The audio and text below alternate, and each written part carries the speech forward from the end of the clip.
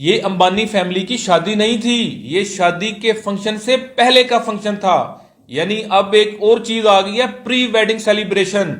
देखिए शादी की फजूल रस्में शुरू कैसे होती हैं। जो एलीट तबका होता है ना, वो एक चीज करता है।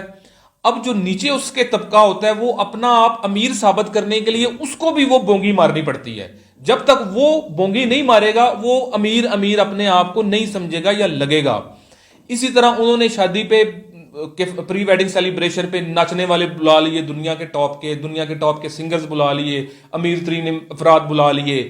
अब जो निचला तबका है, उससे निचला तबका है, उसको भी अपना आप अप साबित करने के लिए नाचने गाने वाले बुलाने पड़ेंगे, सिंगर्स बुलाने पड़ेंगे।